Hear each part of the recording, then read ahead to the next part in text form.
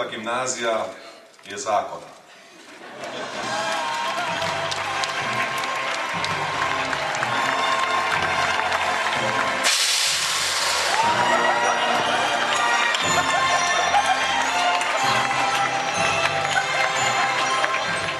Danes tukaj kot dijak ali kot predsednik? Kot dijak, ker jaz sem še vedno pripadnik te kulture, te gimnazije. Mi smo tukaj pridobili nekako našo duhovno, pa tudi intelektualno identiteto prav v tej gimnaziji. Tako da ni težko biti še naprej dijak te gimnazije. Sem videl, da ste z gospod Jožo Ambrož hodili okoli. Kakšne spomine vas vežejo na njo?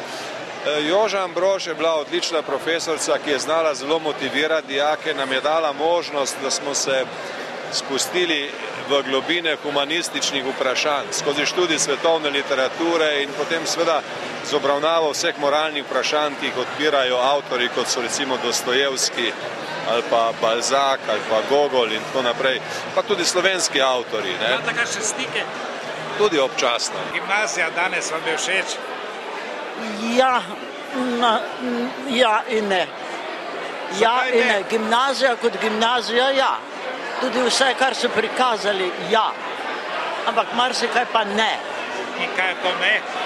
Premalo spoštovanje domačega jezika. Slovenskega jezika, premalo spoštovanje. Ne mislim, predstava je bila čudovita, ampak to, da se vse preveč časti tuje jezike, da vse na svetu velja, zdaj ne vem.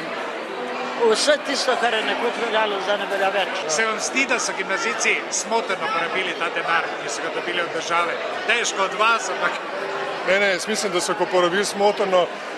Naši kolegi na ministrstvu so budno spremljali in nadzorovali to gradnjo in seveda to je ena najboljših gimnazij, celo najboljša v Sloveniji in se zasluži zelo dobro opremo, zato ker dijaki, ki prihajajo sem, lahko samo tako dajo največ od sebe. Dajo te, vrata sa, da naša druga gimnazija.